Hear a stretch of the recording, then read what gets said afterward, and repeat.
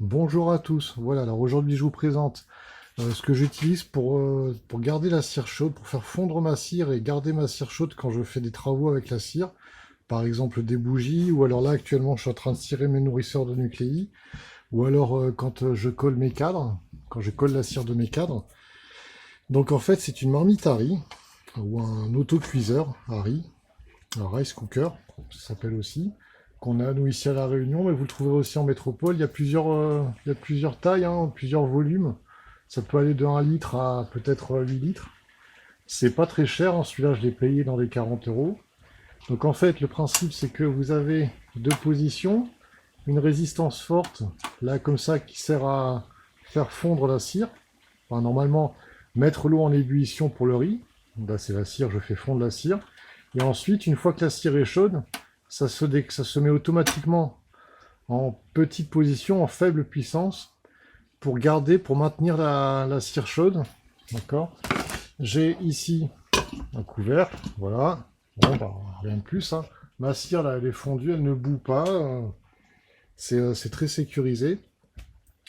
Alors, faut quand même savoir, je vous préviens que ça, normalement, c'est prévu pour cuire le riz, c'est-à-dire que ça se déclenche normalement à 100 degrés. Si vous l'utilisez tel quel, ça risque de sauter souvent, c'est-à-dire avant même que la cire n'ait fondu, de passer en petite position. D'accord. Donc, vous pouvez avoir besoin de modifier le réglage. Pour ça, bah, je vais pas vous faire un tutoriel, hein, c'est du bricolage, il faut regarder, faut faire vous-même, vous trouverez facilement, vous inquiétez pas.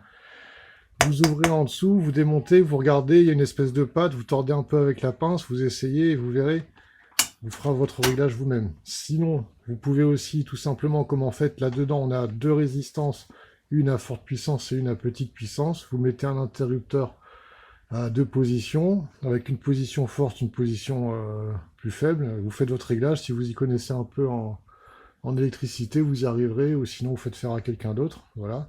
Moi j'utilise ça tout le temps, hein. Là, ça m'a fondu ma cire en 10 minutes et maintenant je suis en train de faire mon travail tranquillement. Donc je trouve ça très pratique, c'est pour ça que je voulais vous montrer. Là, pour cirer mes nourrisseurs, bah, je prends mon pinceau. Voilà. Hop. Là, bon, je cire les nourrisseurs. Sinon, après, quand c'est pour des trucs plus précis, j'ai la seringue. Donc la seringue, bah, c'est pour les bougies, pour couler des bougies ou alors pour coller les cadres, pour coller les amorces de cadre. Après, ce qu'il faut savoir quand même, c'est que il faut que la bougie, enfin la seringue, pardon, il faut qu'elle soit maintenue au chaud.